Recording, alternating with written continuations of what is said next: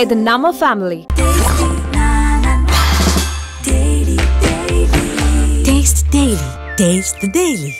வணக்கம், நான் YG மகேந்திரா.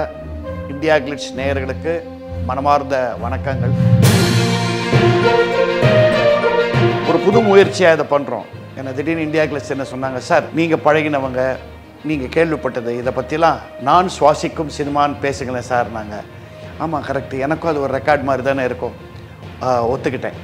என் அனுபவங்கள் முக்கியமானவங்களோட நான் பார்த்து வியந்தவர்கள், நான் கூட சமமாக பழகியவர்கள், எனக்கு முன்னோடிகள், இவங்களெல்லாம் பற்றி நான் சொல்ல போகிறேன்.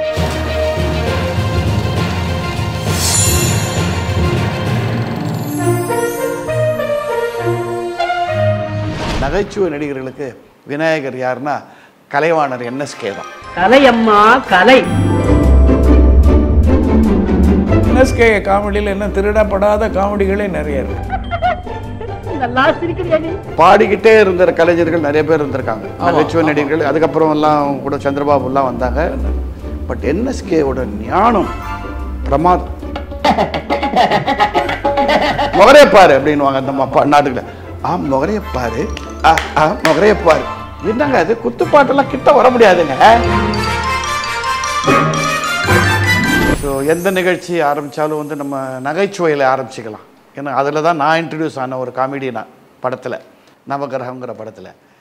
ஸோ அப்படி இருக்குச்சு, நகைச்சுவை நடிகர்களை பற்றி எனக்கு தெரிஞ்ச அளவுக்கு நான் பேசுகிறேன். நான் ஒன்றும் எக்ஸ்பர்ட் கிடையாது, அத்தாரிட்டி கிடையாது. என் அனுபவங்கள் நான் பேச போகிறேன். ஆரம்பம் யாருன்னா, நான் அவர் நடித்ததே கிடையாது, அவர் கூட அதிகம் பார்த்தது கூட கிடையாது. ஆனால் அவரை பற்றி நிறைய கேள்விப்பட்டிருக்கேன். ஏன்னா நகைச்சுவை நடிகர்களுக்கு அவர் விநாயகர் மாதிரி. எந்த ஒரு காரியம் ஆரம்பித்தாலும் விநாயகர் பேரை சொல்லி ஆரம்பிக்கணுங்கிற மாதிரி நகைச்சுவை நடிகர்களுக்கு விநாயகர் யாருன்னா கலைவாணர் NSK தான். அவரை பற்றி பேசாமல் நகைச்சுவையின் தமிழ் சினிமாவை பற்றி பேசவே முடியாது. அவருடைய படங்கள், அவருடைய பாடல்கள்லாம் வச்சு அவரோட அனுபவத்தை உங்களோட பகிர்ந்துக்க போகிறேன். இதை நான் தனியாக பகிர்ந்துக்க போகிறதில்ல. ஏன்னா எப்போவுமே தனியாக ரொம்ப நேரம் பேசினா பைத்தியம்டுவாங்க. அதனால் கூட என்ன மாதிரி இன்னொரு சினிமா பைத்தியத்தை சேர்த்துட்ருக்கேன். திரு தினகர் அவர்கள். அவர் ஒரு எழுத்தாளர், பல பிரபல ஹீரோக்களுக்கு எழுதியிருக்கார், பிரபல ஆசிரியர்களோட உட்காந்து பல சினிமாக்கள்லாம் ஒர்க் பண்ணியிருக்கார், எனக்கு பல நாடகங்கள் எழுதியிருக்கார். முக்கியமாக அந்த பழைய ஆட்களை பற்றி நிறைய விஷயம் தெரிஞ்சவர் அவர். ஏன்னா அவங்க மாமியாரே ஒரு பழம்பெரும் நடிகை சண்முக சுந்தரின்ட்டு, நீங்கள் அந்த காலத்தில் அவங்க இல்லாத படமே கிடையாது. யாரும் தெரியணுன்னா தில்லானாமோனாம்பாளில் வருவாங்க, தங்கவேலு சாரோட கூட அந்த செட்டில் வருவாங்க இல்லையா, அவங்க. அது வணக்கம். இது என்னுடைய தாய் வீடுக்கு நான் வந்த மாதிரி தான் ஃபீல் பண்ணுறேன். OGM சார்கிட்டருந்து இன்னும் கற்றுக்கிட்டு இருக்கேன். I am blessed to be with him. அதனால் அவர்கிட்டருந்து எல்லாமே கற்றுக்கலாம். அவர் என்சைக்ளோபீடியா, நாட் ஓன்லி தமிழ், எந்த இங்கிலீஷ் எந்த லாங்குவேஜ்னாலும் ஃபிங்கர் டிப்ஸில் சொல்லுவார். அதனால் அவர்கிட்ட ஒர்க் பண்ணும்போது எனக்கே கொஞ்சம் பயம்தான். உங்களுக்கு என்ன பெரிய ஆச்சரியன்னா, எனக்கு கலைவாணர் முதல்ல நான் முழுமையாக பார்த்தது எப்போன்னா, நீங்கள் அதிர்ந்து போயிடுவீங்க. அவருடைய இறுதி யாத்திரை அதுதான் நான் முதல்ல பார்த்தேன். பெரிய விஷயம். அவர் ஃபியூனரல் பொசிஷனை தான் நான் முதல்ல பார்த்தேன். எப்படின்னு கேட்கலாம், என்ன உனக்கு அப்போ தான் 7 வயசு ஆச்சுன்னு. இல்லை, எங்கள் அப்பா என்கிட்ட வந்து அப்போ சொன்னார், இந்த மாதிரி ஒரு மாபெரும் கலைஞன்டா, நீ நாடக குடும்பத்தில் பிறந்திருக்க, கலை குடும்பத்தில் பிறந்திருக்க, 5-6 வயசுலேயே நமக்கு இந்த நாடக இன்ட்ரெஸ்ட் எல்லாம் வந்தாச்சுல்ல. ஒரு மாபெரும் கலைஞனின் இறுதி யாத்திரையை நம்ம போய் பார்க்கணுன்ட்டு எனக்கு ஞாபகம் இருக்குது. இன்னும் பீச்சில் அங்கே அந்த வேனில் MGR, சிவாஜி, தங்கவேலு, எல்லா நடிகர்களும் இருந்தாங்க, ஒரு சோகமே வடிவா. ஸோ அதை எனக்கு காமிச்சு, அதுக்கப்புறம் அவரை பற்றி எங்கள் அப்பா நிறையா சொல்ல அதுக்கப்புறமா அவரை நிறைய பார்க்க ஆரம்பித்தேன். அவரை பற்றி கேள்விப்பட்டு எதுக்காக என்ன சொன்னார், ஒரு சிந்திக்க வைக்கிற நகைச்சுவைன்னா அது கலைவாணர்கிட்ட தான் கிடைக்கும்னு. அண்ட் இன்றைக்கி அவருடைய படங்கள் அதெல்லாம் பார்க்கும்போது எனக்கு என்ன தோணுது, அந்த யதார்த்தமான நடிப்புன்னு சொல்கிறாங்களே, அது ரொம்ப சர்வசாதாரணமாக அப்போ பண்ணியிருந்தார். ஓவராக பாடி லாங்குவேஜ் எல்லாம் பண்ணாமல், ஓவராக மூஞ்சி கொனஸ்ட் எல்லாம் பண்ணாமல். அப்புறம் இன்னொரு பீஸ் கலைவாணரை பற்றி என்கிட்ட இன்னொரு பழம்பெரும் நடிகர் என்கிட்ட சொன்னது, டைப்பிஸ் கோப்புன்னு. இது பாருங்கள், இந்த காமெடி இன்றைக்கும் நான் காப்பி அடிக்கணும்னு நினச்சிட்டு இருக்கேன். அவ்வளோ பிரமாதமான பீஸ் அது. அது காஃபி விற்றுக்கிட்டே வருவாராம் ஸ்டேஷனில். Coffee coffee coffee coffee coffee coffee அப்படின்னு வச்சு இந்த ஜன்னல்லேருந்து ஒருத்தன், பா ஒரு காஃபி குடியா, எவ்வளோ 2 ரூபாய், அந்த காலத்து ஏதோ சொல்லுவாங்க. காஃபி கொடுத்துக்கிட்டே coffee coffee coffee coffee coffee coffee coffee கொடுத்தோன்னே அவன் குடிச்சு போட்டு காஃபியாக அதுன்னுவான். உடனே இவர் tea tea tea tea tea. இது என்ன சார், பிரில்லியன்ட் சார். இது இது வந்து 40s 50s அவர் பண்ணியிருக்காருன்னா இன்றைக்கு எவனும் பண்ணது இல்லையா அதை இல்லை. இதில் யாரும் இன்சல்ட் பண்ணல, இல்லை இல்லை எதுவும் கிடையாது. எவ்வளோ அழகாக இருக்கு. நான் வந்து ரொம்ப வருஷம் கழிச்சு நாங்கள் 16mm பழைய ஸ்ரீவள்ளி படம் பார்த்தோம். டிஆர் மாலிங்கம் ருக்மணி நடிச்சோம். அது காரணம் என்னன்னா அப்போ ருக்மணி எங்கள் ட்ரூப்பில் நடிச்சிட்டு இருந்தாங்க. அதுக்காக வீட்டிலேயே பிரிண்ட் ஏற்பாடு பண்ணி பார்த்தோம்.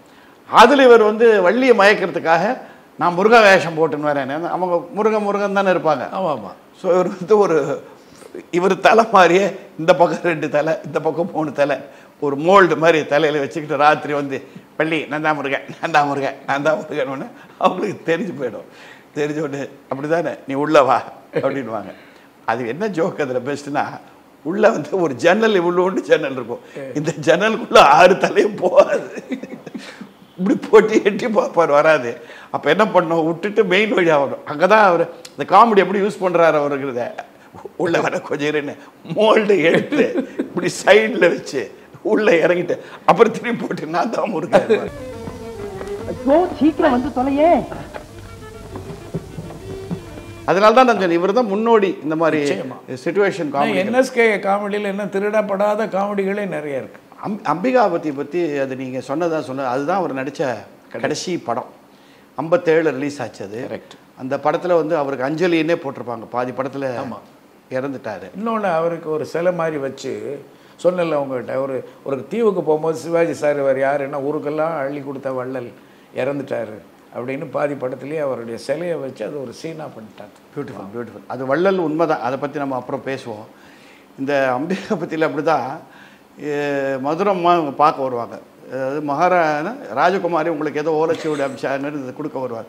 பார்க்கச்சு அவர் நிறைய இந்த இன்ஸ்ட்ருமெண்ட் எல்லாம் வச்சுட்டு இருப்பார். இந்த வாத்திய இன்ஸ்ட்ருமெண்ட், அதாவது பர்கஷன் இன்ஸ்ட்ருமெண்ட்ஸ் சொல்லுவாங்களே அது. என்ன இது இருக்குது, இதெல்லாம் என்னப்பா இவ்வளோ சுற்றி வர வச்சுருக்கீங்கன்னு இந்த அம்மா கேட்பாங்க. உடனே அவர் கலைமா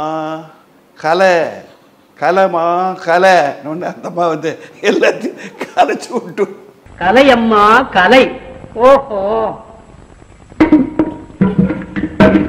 என்ன பண்ணி நீங்கள் தானே கலைக்க சொன்னீங்கன்னு அந்த இடத்துல ஒரு 4 லைனு அவர் சொந்த குரலில் பாடுவார். ஆமாம். தமிழ் எப்படி இந்த மாதிரி வார்த்தைகள் இருக்கு. கலை என்றால் இதுவும் கலைதான், இதுவும் கலை என்றால். மலை என்றால் இதுவும் மலைதான், உன்னை பார்த்து மலைச்சு போய் நிற்கிறது அதுவும் மலையந்தான்.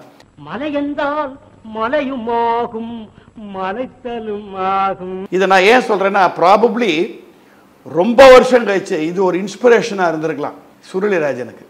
காரணம் அவர் ஆடுல வரைச்ச வயல்ல ஆடுன்னு ஒன்று டிங்கு ஆடுவார் இல்லையா. இதான் இன்ஸ்பிரேஷனாக இருந்திருக்கலாம் ஒருத்தர் அதே மாதிரி. பட் எல்லாமே அவர் அந்த காலத்தில் முன்னோடி பண்ணிட்டார் அப்படிங்கிறதுக்கு நான் just I wanted to say. வழக்கமாக ஒரு தேதி 1ஆம் தேதி 5ஆம் தேதிக்குள்ளே சம்பளம் வாங்குறவங்க சந்தோஷமாக இருப்பாங்க. அதுக்கப்புறம் 25ஆம் மேலே பிச்சை எடுக்கிற நிலைமைங்கிறது ஐடியில் இருக்கிறவங்களுக்கு கூட உண்டு இல்லையா. ஆமாம். அதை வந்து எப்போவும் சொல்லிட்டார் முதல் தேதியில். எங்கள் பாட்டு இது உங்களுக்கு அடிக்கடி அவர் பாட்டை பற்றி சொல்ல ஆரம்பித்தா மறக்கவே முடியாது. இந்த சம்பள தேதி 1லேருந்து 20 வரைக்கும் கொண்டாட்டம். தேதி 21லேருந்து திண்டாட்டம்னு ஒரு பாட்டு. என்ன அதில் ஒரு லைன் எனக்கு ரொம்ப பிடிச்சது. நண்பர்கள் கூடுவாங்க தேதி 1ல், எந்த நாயும் உன்னை சீண்டாது தேதி 21ன்னு சொல்லி.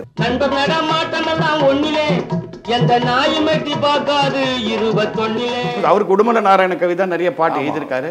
ஆனால் எல்லா பாட்டிலையும் அவருடைய என்ன சொல்றது இன்புட் இருக்கும்னு நினைக்கிறேன். ஆனால் பணம்னு ஒரு படத்தில் வந்து உடுமலையார் எழுதியிருக்காரு. பணம் எங்கே தேடுவேன் பணத்தை, என்ன ஒரு கருத்துள்ள பாட்டு. கலைஞர் வந்து கதை வசனம் பணத்துக்கு சொந்த படம். அதில் வந்து இந்த பாட்டு பணத்தை அது ஜெயிலிருந்து வந்ததுக்கப்புறம் இந்த படம் 55ல் அதில் தான் அந்த எங்கே தேடுவேன் பணத்தை எங்கே தேடுவேன். அற்புதமான பாட்டு. உலகம் செழிக்க உதவும் பணத்தை எங்கே தேடுவேன். பாடிக்கிட்டே இருந்த கலைஞர்கள் நிறைய பேர் இருந்திருக்காங்க, நகைச்சுவை நடிகர்கள். அதுக்கப்புறம் எல்லாம் கூட சந்திரபாபுலாம் வந்தாங்க. பட் என்எஸ்கேவோட ஞானம் பிரமாதம், சங்கீத ஞானம் பிரமாதம். நீங்கள் அவரோட பாட்டிலெல்லாம் பார்த்தீங்கன்னா பெரிய பெரிய ஜி ராம்நாத் ஐயர் எல்லாம் மியூசிக் போட்டிருக்காங்க. அவர் அந்த ஆலாபனை எல்லாம் கொடுக்கறது, அந்த பிர்கா கொடுக்கறது, ஸ்ருதி சுத்தமாக பாடுறது, அந்த என்எஸ்கே கிட்ட நீங்கள் கண்டிப்பாக பாடலாம். அதில் அந்த இது நீங்கள் ரொம்ப ரசிப்பீங்களா அந்த பாட்டு வரி எங்கே தேடுவேன்? எந்த வரி சொல்லுங்கள். தேர்தல் வருது இல்லையா, தேர்தலில் தேய்ந்து மறை அந்த மாதிரி ஜெயித்து தேர்தலில் சேர்ந்து தேர்ந்து போனாயோ, தேக சுகத்துக்கு ஊட்டி சென்றாயோ. ஆமா, அது இப்ப ரொம்ப கரெக்டா இருக்கு. தேர்தலில் சேர்ந்து தேய்ந்து போனாயோன்னு பணத்தை பத்தி என்னைக்கே சொல்லிட்டாரு யூஸ் பண்றாங்கிறத. அது மட்டும் இல்ல, அந்த பணத்தோட அரசியல்வாதிகள் ஜாலியா ஊட்டிக்கு போறாங்கிற மாதிரி தேக சுகத்துக்காக ஊட்டிக்கு சென்றாயோ. எங்கே தேடுவேன் பணம்? பிரமாதம். நீ வந்து சாமியார்கிட்ட போய் மாட்டிக்கிட்டியோ, திருப்பதி உண்டியல்ல மாட்டிக்கிட்டியோ, இல்ல காசே கொடுக்க முடியாத கஞ்சங்கிட்ட மாட்டிக்கிட்டியோ, ஆனா நல்ல மனசு உள்ளவங்கிட்ட என்னைக்குமே இல்லாத பணமே அதான் லைன். அதுல அந்த பாட்டுல என்ன நான் வந்து கவனிச்சேன்னா, அது வந்து பாட்டு மாதிரி இல்லை, ஒரு கவிதை மாதிரி இல்லை, ரெண்டுக்கும் நடுவில் நம்ம கிட்ட அவர் நேரடியாக சொல்ற மாதிரி இருக்குச்சு. என்எஸ்கேவோட பாட்டுகள் எல்லாமே. அதனால தான் எல்லாமே இன்னைக்கும் நான் எல்லாம் இதெல்லாம் இங்கே படம் பார்த்தேன். அதுக்கப்புறம் எங்கள் அப்பா சொல்லி கேட்டது, இதோ இன்னைக்காவது ஒரு நாள் அன்றைக்கி பழைய படம் டாக்கீஸில் போய் பார்த்தது. இப்போ யூடியூப்பில் நிறையா வந்துருச்சு. அதெல்லாம் அதெல்லாம் அன்பீட்டபிள். நீங்கள் விசிலில் ஒன்று அடிப்பீங்களே, இது என்ன டியூன் சொல்ல போக? அது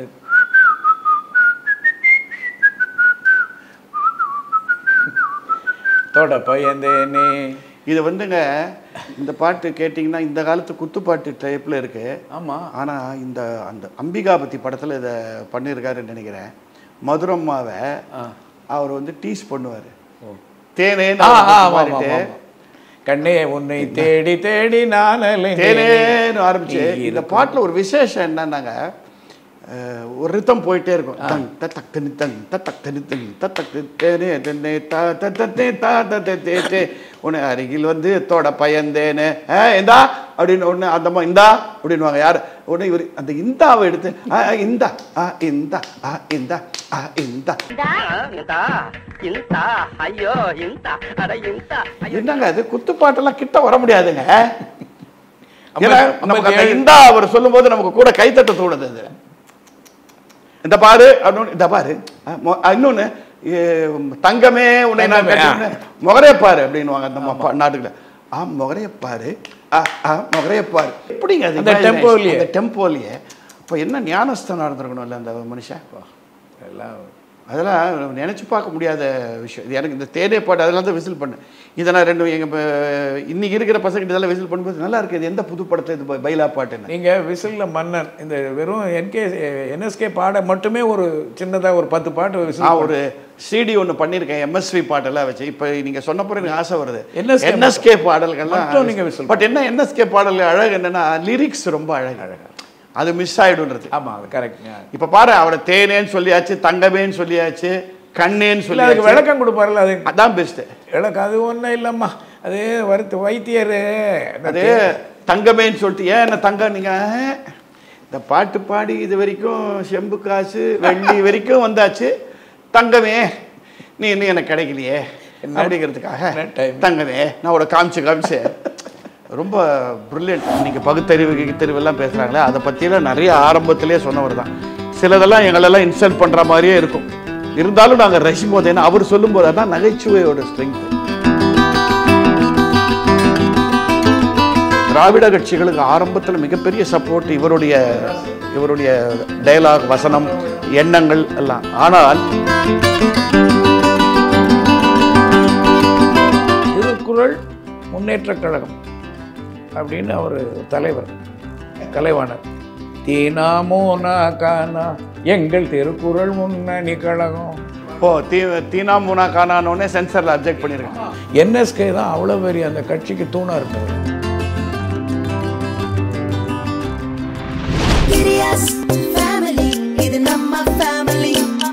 அன்புள்ள கிரியஸ், இது நம்ம family. Taste the Daily. Taste the Daily.